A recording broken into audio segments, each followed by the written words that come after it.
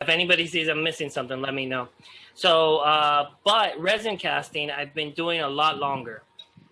I started casting basically fishing lures out of I forget what it's called, but they weren't hard plastic fishing lures. They were rubber lures, but I made molds and all those things. And I also started casting parts for little model cars and toys. So I had my pressure pot and my resin casting set up way before I even got into wood turning. Once I got into wood turning, I said, oh, wow, I already have the equipment. Let me learn more about this. So I'm going to share with you all what I know that I've been working on with the different types of resin. And I have a little list I keep looking to make sure I don't miss anything. If anybody has a question while we're going, please don't hesitate to stop and ask. If it feels like I glossed over something a little fast, you want more detail, let me know. So I'm going to switch over the spotlight to the camera that's viewing the table. Let me try the... Do you all see two spotlights now, or you just see one? Yeah, we got two. Okay, perfect. Oh, so everybody updated. Perfect. Okay, so this view right here. I don't see two spotlights. What do you see, David? You. Just you only you. see me talking? Okay. Okay, so maybe we'll switch out of that because I don't want nobody to miss what we're going over. So let me remove. It's called Ozzi 2. Oh, there. Okay, I see. That now I see the. Yeah, so that is an update that Zoom made. So everybody recognizes PPE. We've learned to love and live with it. With resin, it's really important. And some people have allergic reactions to the mica powders as well as to some of the fumes that resin gives when it's off-gassing. When you're pressure casting resin, it's not as bad because it's all contained inside the pot. But when you let off the gas you let off the pressure, to remove your casting, you could be exposed to some fumes that might still be in there. So I always wear the mask when I open the pot after the resin has cured. Obviously, safety glasses. Gloves are important because some of these resins can be irritating to the skin. I had some of the resin that we're going to use tonight, Part B, land on my hand when I was doing it without gloves, and I developed a small burn. So it does irritate your skin. So that's one part of safety. Everybody knows it, so I'll remove this. The other part that we are going to go over is the pressure pot. This is the most important part. I'm only going to show you the top because it's sort of the part that counts. The pressure pot, and this is a Harbor Freight one, but if anybody's ever seen any YouTube videos, they have many other brands. So this is actually made for spraying paint in an environment where you don't have access to like an air hose or a paint sprayer. I'll be honest, I've never seen anybody actually spray paint with this, but I'm sure it's common. So the pot has been modified from its original purpose. Originally, it actually even has some come with like a paint stir, things like that. What I've done is added a new gauge. I've kept the same regulator that came with it, and I've added a valve to open and close and an air fitting. And the major upgrade that has to be done to this, and this is where safety comes in, is an aftermarket pressure relief valve if the pressure goes over the rating of the pot. In the case of a Harbor Freight pot, they are rated for 60 PSI. I don't push the 60 PSI, but I did get this because the ones from Harbor Freight are garbage. They leak most of the time before the pressure starts to get to 60 pounds. And, you know, they leak not because the valve goes away, it's because they're just poorly fitted together. So what I did is I bought an aftermarket one rated for 60 PSI. If at any point, while I'm charging this up, pressurizing the resin, it goes over 60 PSI, this will start to leak out and it'll pop eventually, just like an air compressor. And that goes on to the other part. You do need an air compressor to do this. I have a little silent 1 gallon air compressor, does a great job. I used to have a pancake air compressor. And those things are just, you know, most of us have an air compressor in our shop. The one thing you do have to keep in mind, and I have it, I can't show it because I have it in line with the hose, is I have a water filter or water separator. Just because water does not mix with resin. And we'll go into more detail now that we're going to talk about the kinds of resin. So the resin, I'm actually going to share a picture so you all could see and this video is very interesting. I kind of took it off of a video that the company that I'm going to be using tonight did. This is an explanation of sort of the different kinds of resins. Sort of ignore this part. We're not dealing with thermoplastics. We're dealing with thermosetting. So everybody can see this picture, correct? Yeah? Yes. Yeah. Okay, so I'm sure everybody's had a boat at some point living in Florida, so you've all dealt with polyester resin. This was sort of the first one that came around. Some people use polyester resins, modern polyester resins, for casting. Actually, I believe some of the guys that started casting pens, the older YouTube videos that you find about pen casting in a pressure pot was with polyester. Then there's epoxy resin, and then there's polyurethane resin. So just so we get an idea, I was watching the demo that oh my gosh, I'm gonna draw a blank to his name that was on our YouTube channel. The one about pouring the resin in the grooves of the bowl. David Goldsbean. Goldsbean did, yes. So the resin he's using, it's very good resin, is an epoxy.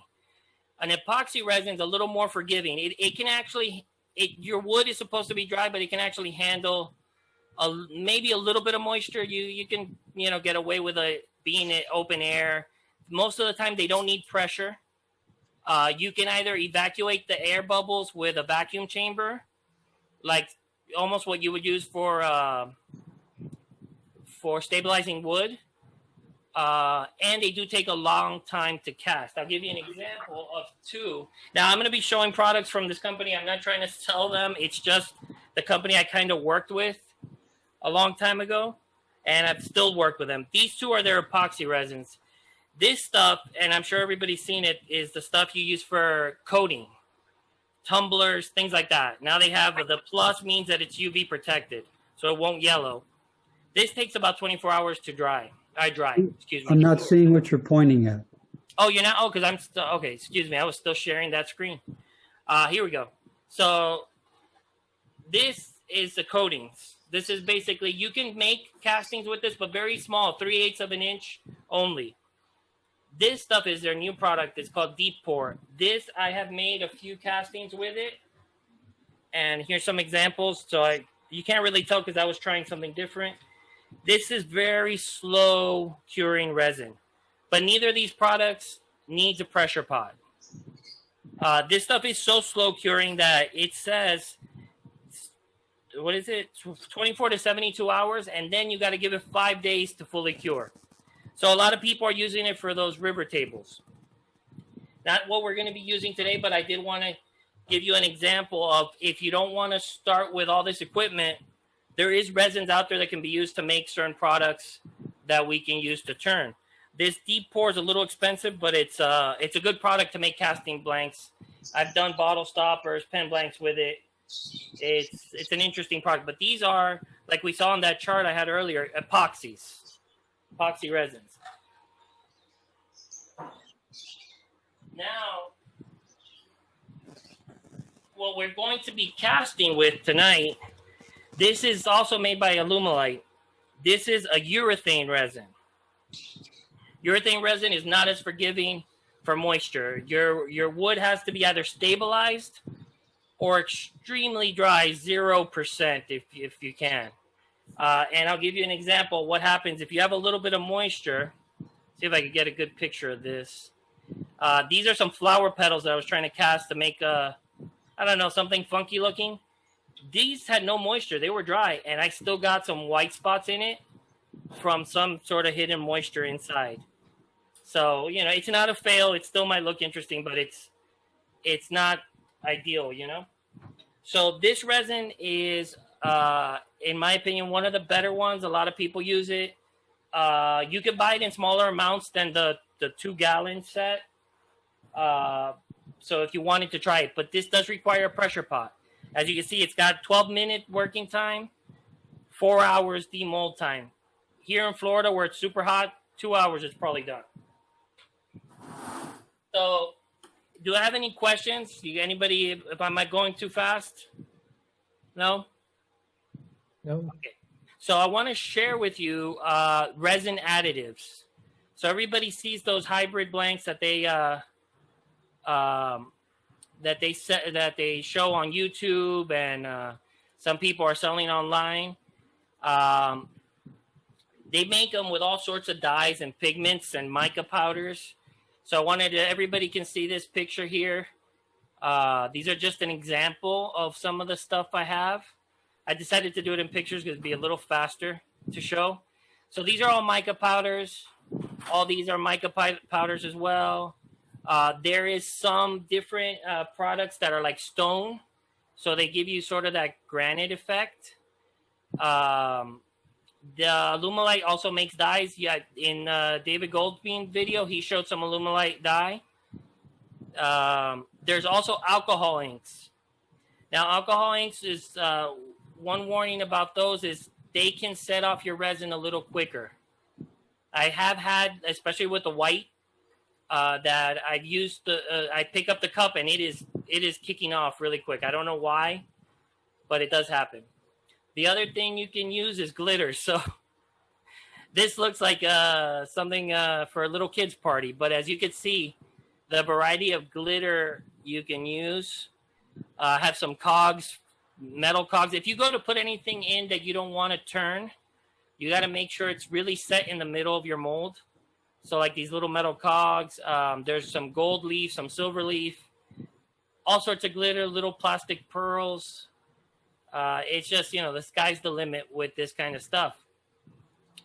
The one thing you do have to be concerned with resin additives, some things are heavy. So glitter will sink. And, or in the case of like some of these products, like this product that looks like stone, this is actually made out of polyester resin. So it does look like stone, but it's not. This stuff will sink straight to the bottom of your mold. So you have to add enough if you want to have a certain effect. Here's a blank that I made the blank with the part that looked like stone, but there's still some of the little, everything sank. It happens. So that's one thing to keep in mind. And when we were talking about the wood being dry, let me switch back to me 1 second. There you go. Replace bulb.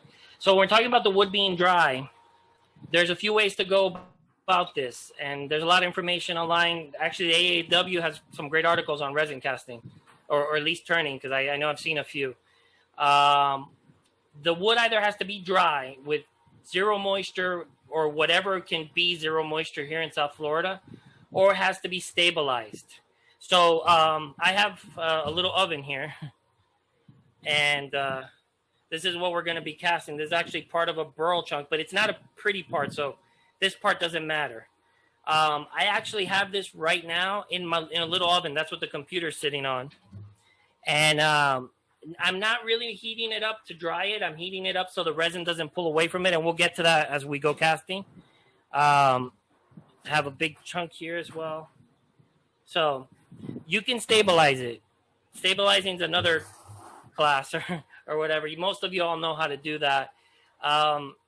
It requires a little bit of equipment. The great thing about stabilizing the wood, it's not turning the wood into resin, but it's darn close. And I like doing it because if I'm making a turning that's a hybrid blank and the wood is stabilized, I can wet sand without fear of the wood expanding or something, funky going on with the wood. We would just wouldn't want that to be a problem. So I stabilize everything. You could use another type of resin, which is everybody knows cactus juice or other brands that they have out there.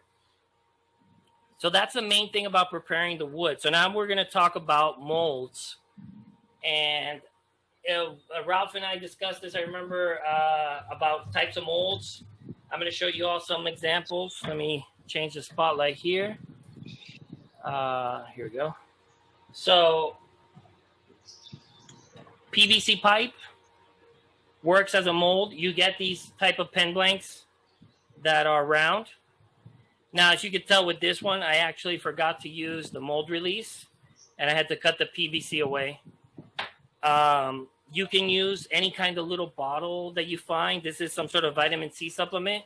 That actually fits a perfect pen blank inside. So you could cast in that. If it gets stuck, you turn it away. It's not a big deal. If you use PVC, like for bottle stoppers, like we have one, you have to try to find something to hot glue it to, and you can do that. Usually the sizes I go for, I've been doing 1 inch. That's probably very wasteful on resin. You could go with a pipe that has a 3/4 inside diameter, and that's a perfect pen blanket in my opinion. For the bottle stoppers, 1.5 inches. Let's see. Yeah, that's 1.5 inches. A little over is good enough. No reason to go over. The other type of mold that I use is trying to remember the name. This is not Delrin. It's a type of plastic. Some people call it seaboard, but basically it's a smooth plastic that doesn't have any stickiness to it. It's very slick. It's almost like Teflon. You can pour resin in these type of blanks. You can the gentleman I buy these from, he makes them with a sort of like not a dovetail, but they slide and click in. HDPE. Thank you, Brian. That's the name. I almost forgot. So these are really good. This one can actually do double bottle stopper blanks that are square. This is supposed to be a call blank. I actually got this as the guy threw it in because my order was delayed.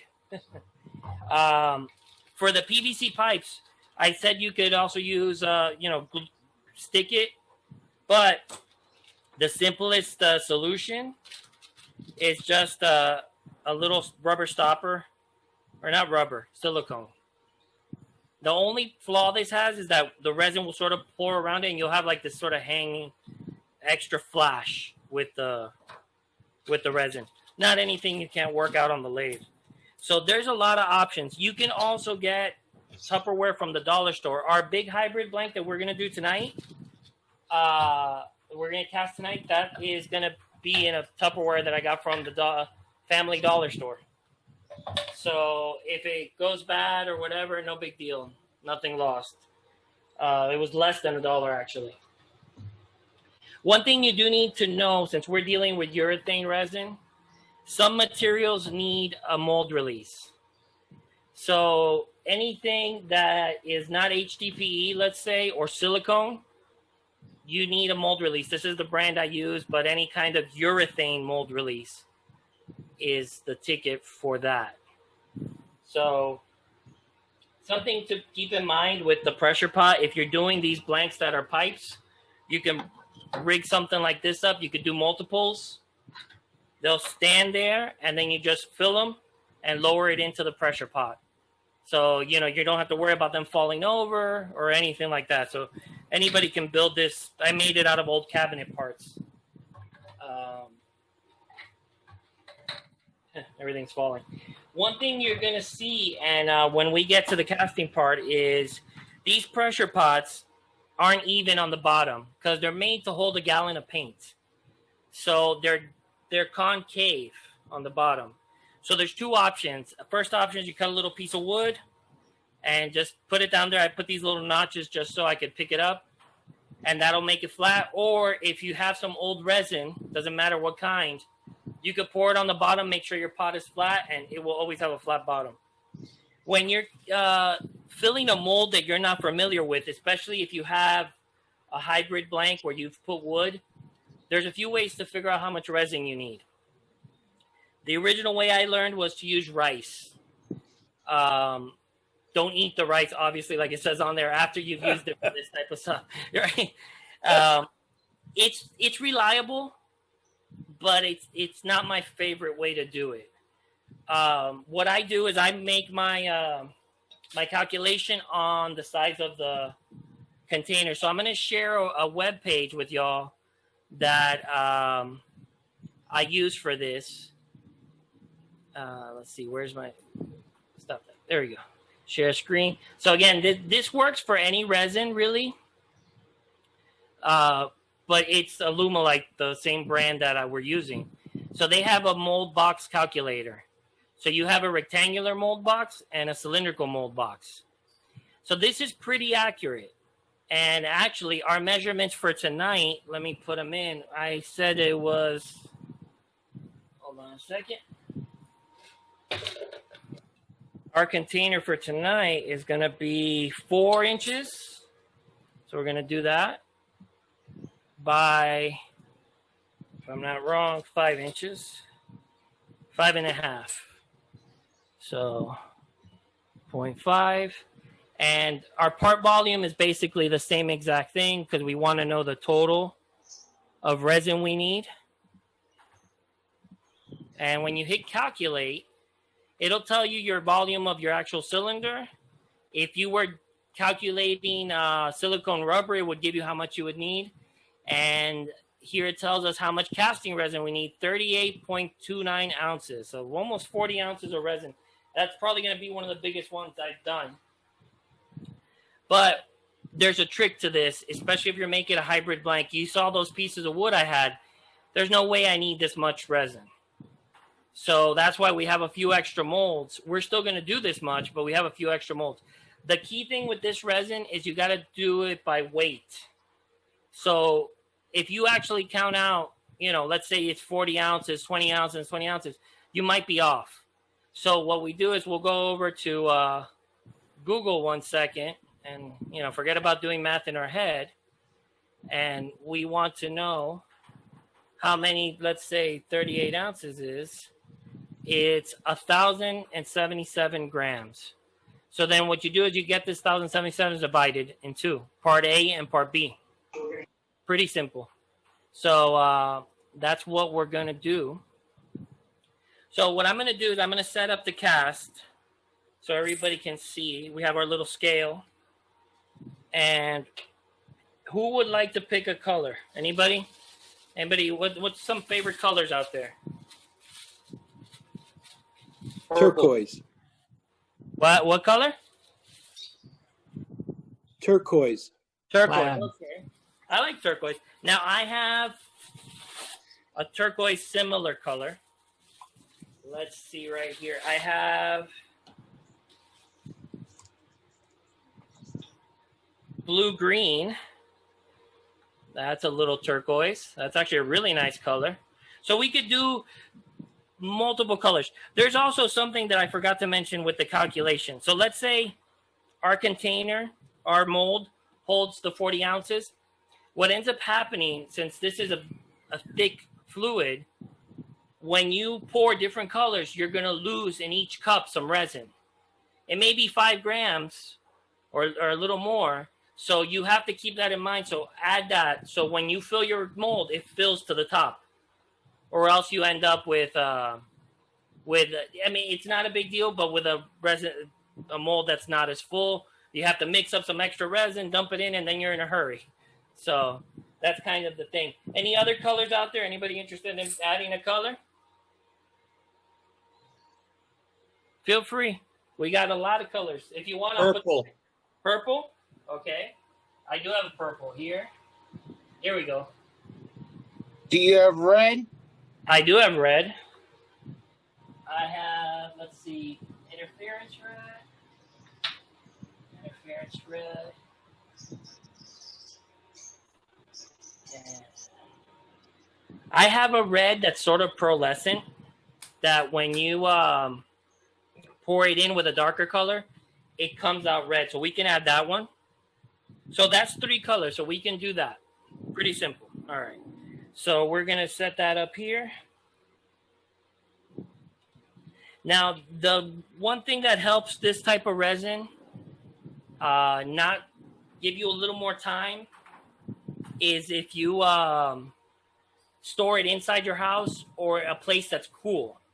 If you have it stored over 70 degrees, what's going to end up happening, it's going to kick off super quick. So you're going to be rushing, especially if you're doing multiple colors. So a good idea is to try to do, or a good idea is to try to keep your resin in a cool place. This time of year, the garage might be cool because the weather's not hot. If not, I keep it inside and I keep it on the floor. because usually the floor is the coldest part of any room. So, I put it in a little storage area that we have. So while I prep the resin, I'm going to be counting some resin here. If anybody has any questions, feel free to ask.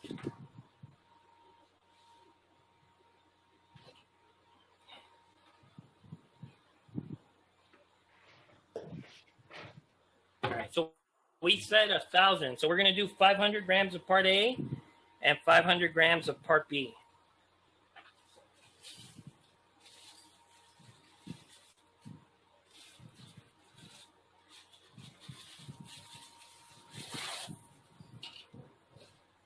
Okay.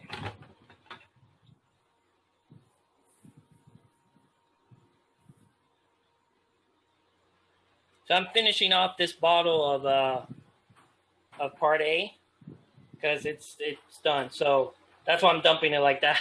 I wouldn't dump it this nonchalantly. All right. So we have 200, let's say 219 grams of part A. So now we're going to go with the other part A. Oh, this part A is not even open. This company, if anybody's interested in purchasing resin, they always give discounts. So if you just got to search for a coupon code, and they usually give you 10%, sometimes even 15%. Oh, I knocked the camera over. Or not over. All right.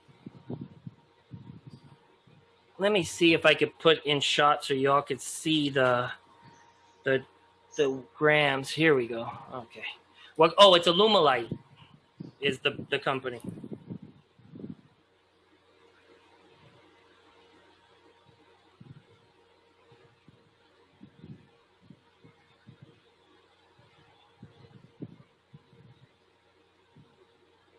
Yep.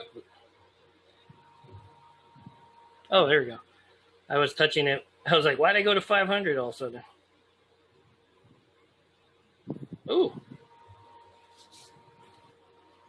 On the dot. Okay. So as you see, that container is not going to hold all my resin. So we are going to use a bigger container to mix the bulk of this up. And I have that here. Make sure it's clean. Let me blow it out with the air compressor. Okay, so that's part A.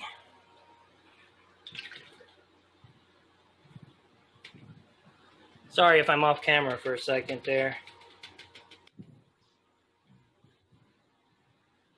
And now put it back on the scale. So now you do need to have a scale that's sort of accurate, down to the gram.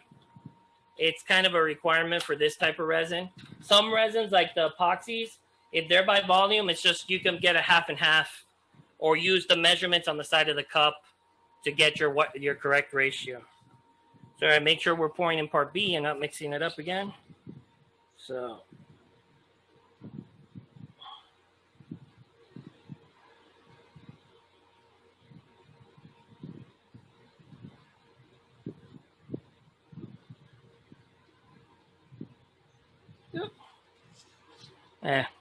We went over a few grams. That's actually not a big deal with this resin. A few grams of extra part B actually helps clarity, so we're not going to worry about it.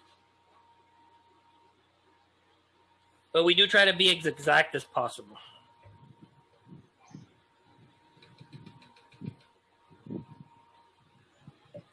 All right, so we got our scale. And then this resin, if anybody's ever mixed epoxy or polyester, you'll know it'll sort of cloud up before it's done. You do need to mix it very well to make sure it's ready. It'll go clear, you know. So I mean, we got a big container, so it's not a big deal. Now, just so you know, all my molds have been pre-sprayed with the mold release. So we're good. What I am going to do is this previous container that I had both types of resin in, I'm going to pour a little bit in it. And we're going to keep that, or give that a mix just to make sure we don't waste any resin. Yeah, suddenly I have a bunch of ants showing up. That's great. They must smell the resin. Any questions so far? Anything that I might have missed? No? No, Ozzy, this is Dave. Yeah. Just one rule of thumb that I've watched many videos and some that I go by: when you're stirring the resin, you just stir and stir it, and then when you think you've stirred it enough, stir it some more. Exactly, yes. This resin's very, very viscous. So like you could tell. So you know when it's done, but some resins, especially the epoxies, you have to give them their mix for a good 5 minutes, maybe even more, depending on the amount. If I was doing this in any other resin, I'd be mixing for a while, but you also have a longer work time. So, all right, we're going to separate out our resin. Gonna just eyeball it, nothing real precise. I sometimes measure it when I want equal amounts, but when we're doing a hybrid casting, I kind of like it to be a little wild. I'm also starting a clock at 12 minutes just to make sure that that had everything in place. All right, so we got that. Ozzy, this is Daniel. Yes, Have Daniel. you ever done table before with? A table with resin? Yeah. Like those river tables? I actually have not, but I've worked with resins that can be used for that. So it's actually kind of a cool thing. It becomes a little expensive. Like when a customer wants that, it can be pricey. So we're going to leave some of this clear resin to the side. And here comes the fun part, the colors we picked.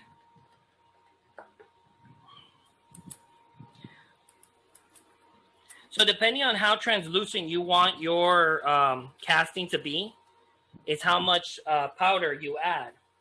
So in my case, we're going to be pretty opaque. We're going to go ahead and really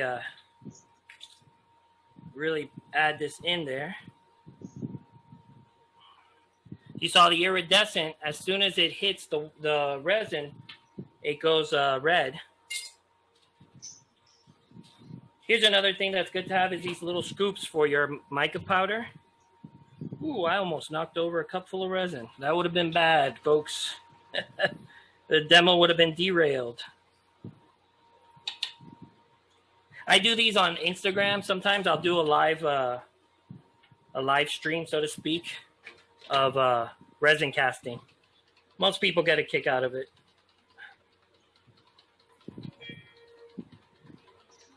So I do have mixing sticks for each color.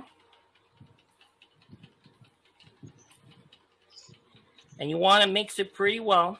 Is the mixing stick some kind of plastic, non-stick plastic? Yes. I'm using HDPE, actually. These are like little cutting boards from the dollar store, and I just cut them into strips on the table saw. But yeah, because you can wipe them off and reuse them. So it just really depends what you're doing. We're going to get a little bit crazy, and we're going to add some fluorescent here. Hold on a second to this, because I want a little extra color. Let's see.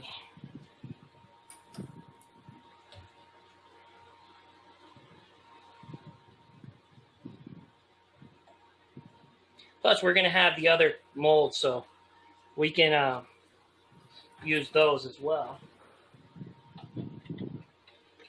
So most of the dyes are translucent. So unless you buy opaque dyes, you're going to see that this one in particular, it's pretty translucent, but it'll add a nice touch. So you mix your resin. It's going to warm up. You can check it with a temp gun. And, we're kind of ready to go for most of these colors. So we're going to go ahead and pull out our casting blanks. So like I said, I have the wood in the oven. There's a reason for it. It doesn't have to do with the temperature being dry. It has to do with sometimes resin will pull away. Now, is that a toaster oven or a microwave oven? Toaster oven. So resin will pull away from the wood or from your mold if you're not careful. How hot is the toaster oven? Is it like maybe 200 or higher? I put it for this kind of stuff, for just heating up a mold. I use it the minimum, which is basically 150. It says it don't get to 150. Yeah, no. So, are we in shot there? So this is it's pretty simple. You start adding your resin. So we add a little bit. Gonna swirl in some purple.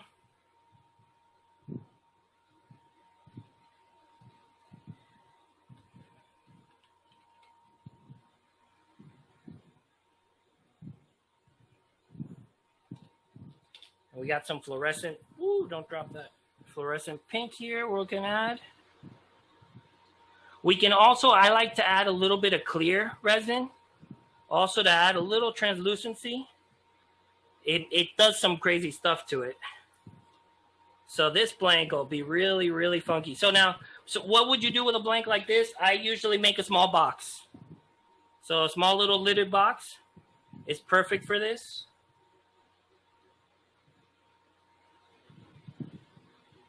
So, all right, we're full there. So we're going to go ahead and set this in the pot. Now, I'm going to actually put the lid on top of it to sort of hold the piece of wood down. And we're going to set it in the pot. And I have two more blanks here. I have these little Choya cactus and a little bit of burl. And we could just dump some resin in that. Now, this does seem like I'm rushing a little bit. I have not done this much resin in one shot. So we're all trying this out together. Woo.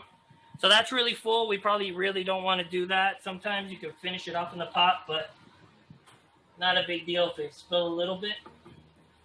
And then here we go. We have another mold that we're just going to add some color to finish off the colors. Now, I will tell you, if you have resin in a cup, don't throw it away or don't leave it out of the pot. What you could do is you can make little, I call them pendant blanks that you could turn.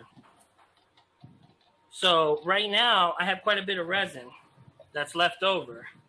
So we're going to do some pendant blanks that we could put in some smaller cups here. And these are plastic cups. You don't have to do anything with them. So you just dump your, well, in this case, we'll dump these two resins in there.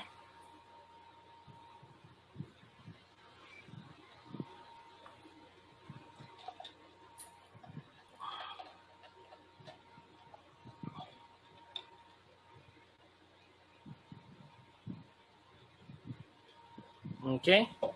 And just give it a little swirl there. Put that in the pot.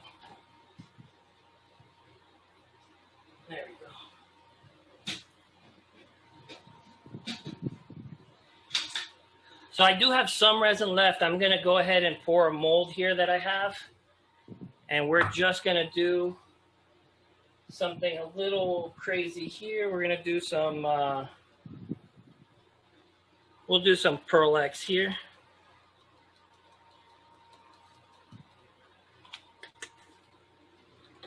And we'll mix it. Now it's getting thick, so we're not gonna have a lot of time to work with this. So what I'll do with those is that'll be like a coaster blank. We could dump this other resin on top. That one won't come out anymore. All right. So now the most important part here is you gotta load the pot and you gotta make sure the lid is on tight. So this is off camera. I won't be able to show it to you guys because I can't put it on the table. But you fill up your, I like to go to 55 pounds with the pressure. And let me get it. All right, so let me switch cameras 1 second. Now, what do you clean all the cups and the molds with? Or do you just use them once? Okay, so good question. So the plastic cups, I just toss, but the stir sticks I do reuse. And initially what I do is just wipe them away, and then the best way to clean up resin is denatured alcohol. So I just use some denatured alcohol, and that'll do the trick right there. So the cups you can toss. I mean, the big cup like this, the one that's this one you can leave, let it get hard, and then you can clean it up later. You know, so it's somewhat messy, somewhat fast, but the results are amazing. Now, one thing that resin, the pressure pot will not do. Hold on, let me see if this compressor will stop. There we go. Okay, so I get it to 55 pounds. I disconnect the air hose and I leave it alone. The pressure pot will not get rid of voids. So if you have a wood blank that's very, an example, like it has beetle holes, that's not going to force the resin into those holes. You could do it. I've done it. I've done some walnut that was beetle eaten, and you carefully pour it in each hole, and then you can sort of get it to go in it. But you're still going to have some holes. If you have holes in your resin, you can fill it with CA glue. Let me show you. And let's see. You can fill it with CA glue, and let's say like turquoise gems or any kind of little like stone, and that looks nice too. I actually had a litter box I did where there was one kind of a pinhole that I tried to turn away, but it just wasn't going away. And I ended up just filling it with the stone and some CA glue, and it blended in perfectly with the resin. So I know that seemed a little intense. We actually got it in the pot before the 12 minutes. The fact that we were dealing with a big volume kind of made the resin kick off a little faster. You know, if you're doing a small bottle stopper or just a couple of pen blanks, you have time. You have time to play with it. There's enough variety that you can make anything you can imagine. Some of the things I've made, you know, different color pen blanks with different swirls. There's a really neat effect that's what this blank is. This is a bottle stopper blank. So this is actually made with alcohol inks. What you do is you pour your resin clear and you start dripping the alcohol ink inside. And as it sinks, it creates almost like an algae effect. They call it a petri dish effect. Okay. So you can do that. The pendant blanks, what I call a pendant blank that I was talking about is basically this. So as you can see, this was resin left at the bottom of one of these solo cups. It even says solo cup there. So what I did is I stuck it in the pot with my mold. And when I go to turn it, I grab the chuck right here on the little rim that it makes. So then I could turn one side of the pendant, cut it off, carpet tape it to a block of wood, and do the backside. So, you know, no resin goes to waste there. Other things you could do with casting resin that's really neat is this is an example of a piece of red dyed maple burl.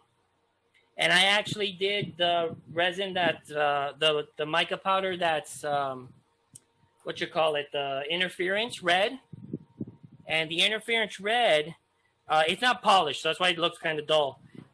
Gives you a nice little like aurora effect. It looks like a trigger because the customer wanted a bottle opener that looked like a gun.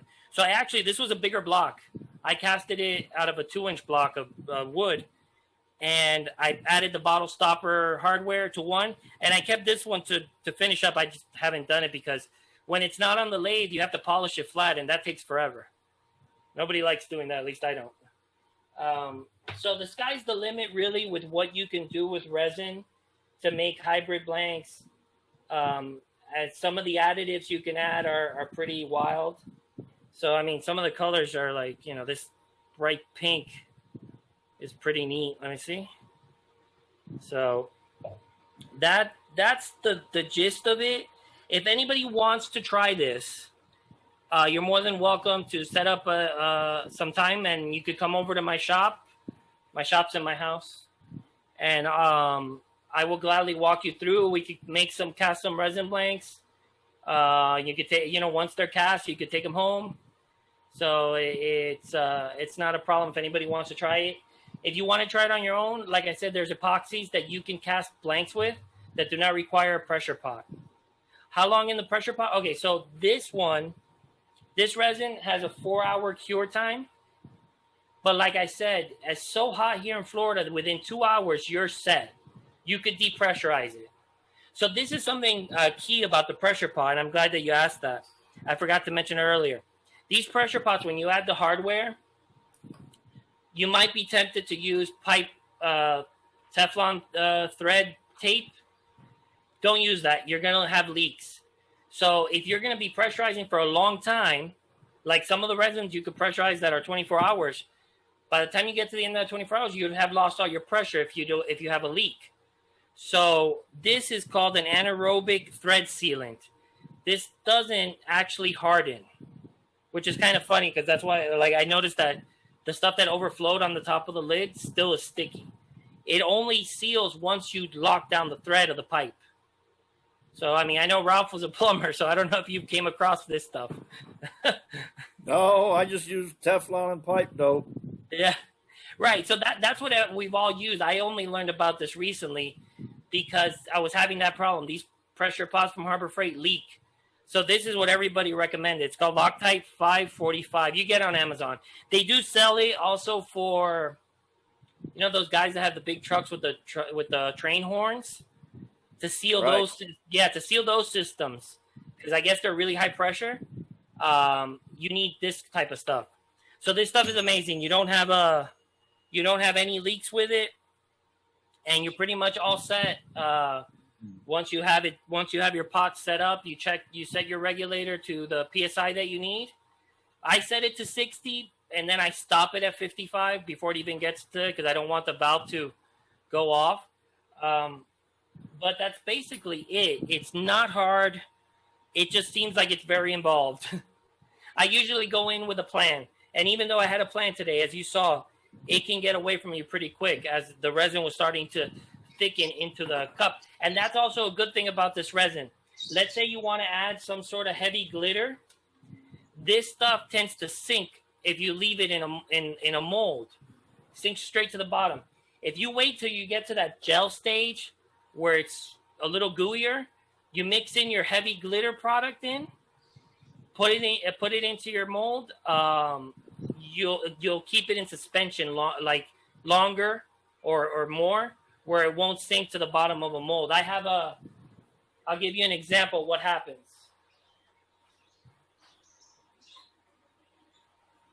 So you guys saw the dishes that I was trying to do. This was the first one I tried to do. And it was with this resin, so I didn't have a lot of time. It should have looked something like this on the back. All the resin sank to the bottom of the mold. So it's literally half red glitter, half orange glitter. So you get oopses sometimes. I could still cut this out and use it as an insert, so no loss there.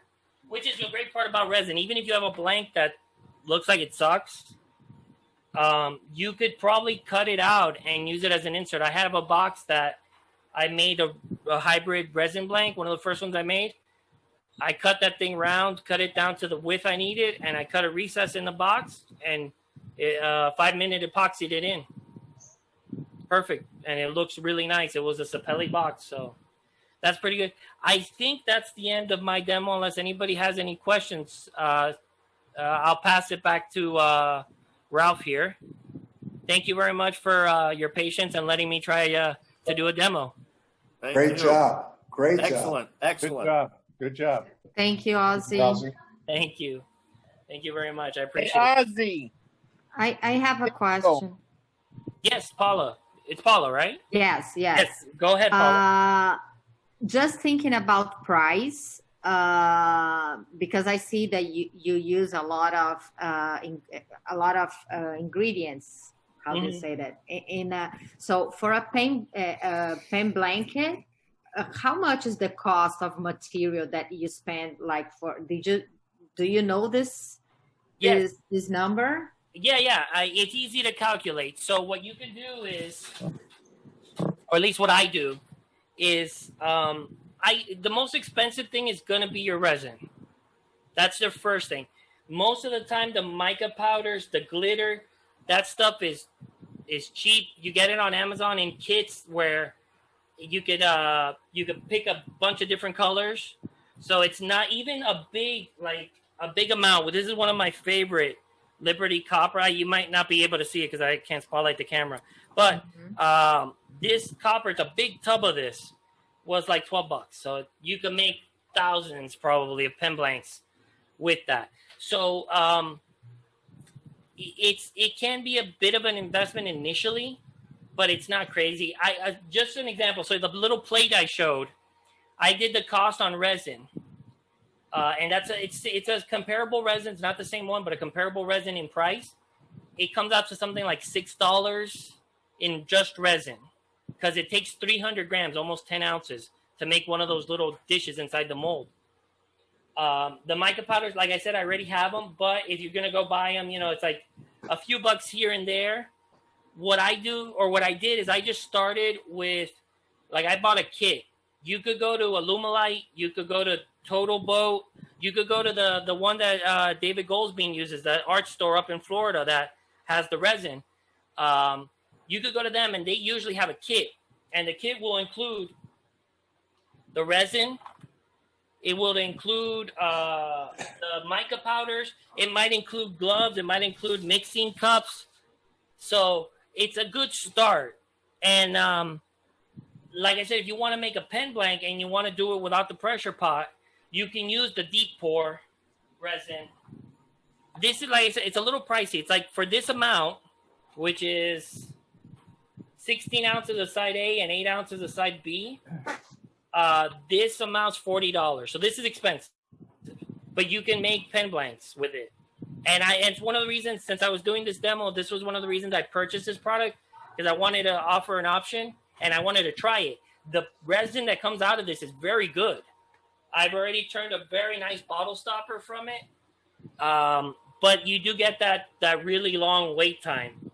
But, it's up to you. If you want to make a pen blank, or let's say you wanted to make pendants or something like that, you could start with something like that. And I don't think it'd be more than a couple of bucks per pen blank in resin and glitter, So that's my answer to that, Paul. Okay, thank you, Ozzy. I thought it's going to be much more than this. Okay. No. I had no idea. That's why I asked you. No, Okay. no. So, I don't know I don't know now, but what are pens going for now? I don't know. Dave Piper, how much are you selling your pens that have acrylic in them? Well, it depends. If you can, I got some stuff here, Ozzy, that you asked me to bring along to show. So if Ralph, if you can spotlight me, I can show some of the stuff and answer those questions. Yes. Dave has some pen blank molds that are really neat. Yep. Let's see if we could get Ralph there, or Dave there. There he is. There we go. A couple things. Ozzy showed the hybrids. There's this mold is a little expensive, but depends how many you want to do. So what you do with this mold is, when you want to do a hybrid, you just take your blanks of what I did here was bottle brush burl, cut them into chunks, put them in the mold, okay, poured some resin in it, and this mold comes apart pretty easy once you unscrew it. And then when you end up with is a blank that looks like this, and this was the clear cast that I got at Hobby Lobby. Mm-hmm. And that stuff, Paula, is pretty cheap, and you don't need a pressure pot for it. You do get some bubbles, but when it's in the mold, you just take a toothpick and move the bubbles away. But it turns pretty good, and I forget how much it is. A small box is maybe, I want to say, under $20, but you can make quite a few. And you saw what Ozzy did too. You don't have to get a fancy mold like this. Just take a piece of PVC, 3/4 inch, and pour it in there. Okay. Dave, if you vibrate that or bounce it, does that get rid of some of the bubbles? I've never, I never really had any problem with this product where I didn't have to do that. The reason Just by letting it sit and come back, and maybe 5 minutes later, and just move the bubbles away from the surface. You can see by looking at this, you don't see any bubbles. Yeah. That type of resin is an epoxy. Clearcast, that brand is actually made by Alumilite. They just advertise it a little different. Those type of resins, the reason you don't need a pressure pot is because they have such a long open time. The air comes out of them pretty readily, and then you could pop the bubbles with a torch or a lighter. Yep. One thing that you could do to degas, if you already have a vacuum chamber for, let's say, stabilizing wood, you could degas your resin because you have plenty of time. You have 45 minutes. Right. So Dave's got the other molds to show too. Sorry. Right. That's all right. There's another mold you can get when you get fancier. These are, you can see this mold, it's silicone and it has these little. Bring it up. Hold it up a little bit. There you There we go. go. Okay. It has like a little buttons in it, if you would. So you put your blank in here. All right. So all I did was put the blank inside those little nibs, the little knobs. Let me put it back in there. And each blank is for a specific pen size. All right. And you just fill it with the resin. Mm-hmm. And when you're you done, can wrap the blank with something, like if you wanted to do stamps, or even some people will insert little metal gears, stick them to the blank, and then you cover it in resin, and then you know where you're not going to hit. So it's pretty cool. Yeah. What I did is Joe himself was mentored me a lot at the beginning. So I took a picture of his fireman helmet and I printed it on a label, a clear label, and wrapped that around the blank and casted that and gave him a pen with his helmet on it. Customized it for that. And the other type of molds, you get a little fancier. These don't have those nibs in them. They have holes in them, and you put a cork in it or a rubber cork in it so that the resin doesn't get inside the tube. You see? There's the tube, the blank, and there's the cork to plug up the hole so the resin doesn't go in a hole. Mm-hmm. The other thing real quick is when you're making something other than pen blanks like bottle stoppers or a box, Lee Scott came up with this, Lee Sky, is just take a scrap piece of wood, okay, turn a tenon on it, turn another tenon here, which is the inside of your PVC, and epoxy it to it, or your resin. I found with these, I don't need a mold release. All I do is I've got a Dremel with a cutter blade on it. I just make a cut like across here, another kit across here, of course, deep enough just to touch the resin, another one here, and it just peels right off. Just take a chisel, it comes right, it's unbelievable how easy it comes off. So there's It's a one-time mold then? Oh yeah. Yeah. You can, with the other PVCs that I have, you can pop them out since you put the mold release. One thing about the blanks Dave was showing, you can actually use an epoxy that doesn't require a pressure pot, but also since you're only turning a thin layer around it, you can get away with even that sort of coating epoxy. Right. This one will you could go up to 3/8 with that. So you're not going to go 3/8 over. So if you want to control the amount of resin you use, that type of mold is very nice. Yeah. There's less waste. Yeah, but here, what is nice about these is you don't have to worry about plugging the hole of the blank because there is no tube in there. And when you're done, you just have, a 3/4 by 3/4 or inch by inch blank that you can turn. And what I've done too, Ozzy, is I go to Hobby Lobby and I get these powders and they work real good and they're only $5. Yeah, that mica powder is gorgeous. I have that brand. I think I showed it earlier. The Pearlex, the interference colors are sorry, hold it up here where you guys are seeing. The interference colors are perfect. Yeah, this brand is the same one that makes these alcohol inks. The Jacquard, they're very good. So now the one warning was, I don't know if I mentioned it, don't mix water-based paints or pigments or things like that with resin, because you're going to have a bad reaction. Some people mix acrylic paint with resin, but I haven't tried it, so I can't guarantee the effect that would have.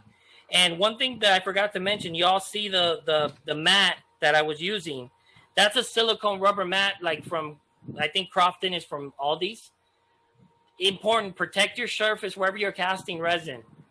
Because as you saw, I made a mess. Yep. You will stick a lot of things to the table if you're not careful. Yep. But just one thing I want to show is here's that this is part of that resin block that I casted, the hybrid. And this one's got some green. I don't know how good you can see it, but you can see the hybrid there. Mm-hmm. You know, the burl, the bottle brush burl, and the resin. It's funny when you get done with this, you pour a lot of resin in and you end up more bottle brush than you do resin on a pen. For those that don't know, for turning resin, now the best, the recommended tools are negative rake. You can either have a traditional negative rake tool or one of those carbide negative rake tools. I started turning the resin with a regular carbide tools because it was the first tools I had before I bought a sharpening system and got traditional tools. And it can tear up the resin. It'll chip away. When I bought the negative rake blade, I'll show you all. I guess it's just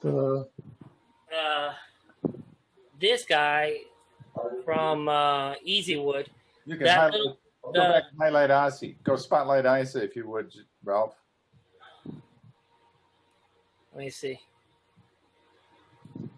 There we go. So this is, Easy Wood tools, very expensive, but I had a coupon from Amazon. The blade on it is negative rake, so it's not straight flat atop. It's got a little bevel to it on both sides, obviously. This will go through resin, and it'll be like those YouTube videos where the ribbons are coming off. That if you experience with the chipping with the resin, and you're using traditional tools, sharpen them a lot. Keep them sharp. And if not, you could use the carbide negative rake. I think that's the last thing I forgot to mention. Just one thing I want to add to that. If you're having any problems with your tools, I found lately just loan your tool to Ozzy, and when he's done with it, he'll sharpen it for you. And my rough and gouge will sharpen for me. Look better than it did when I bought it. I should hope so. That sharpening system was expensive. Yep, but he did it. I tell you, what he's been doing lately, I tell you, he's really got a knack for sharpening. What sharpening system did you get? The Wood Turner's Wonders Kodiak, but with the 1 horsepower motor, with the CBN wheel. That's both of them are 3-sided. One that's flat, and the other one that has the rounded. $600 and $180. It was about almost $800. Yeah. I got a good discount on it, but it was still very expensive. And to be honest, it's overkill for my experience. I don't know enough to really take advantage of it, I think. But Hey, this is Daniel. Have you ever had an air compressor malfunction on you? yes, actually. My pancake compressor that I had started releasing bearings one day that I was loading up the pressure pot, and it totally spun out. But it was one of them Harbor Freight jobbers, so it's expected. The one I have now is Harbor Freight, but it's a little bit better. My dad's air compressor is having problems right now, and I don't know why. So I was just wondering. I don't know how to repair air compressors. I'll tell you that much. But take out your Harbor credit Freight card and buy a new one. Yeah, that's what I was. That's how you repair them. You go to Harbor Freight and buy one with a coupon. Right. They had the 15% off on everything this last weekend, so you could actually use the coupon on a compressor. Okay. Oh, I know what I'm gonna do with my dad now. All right. Look for sales. All righty. Okay, I took that other camera off of the meeting, Ralph.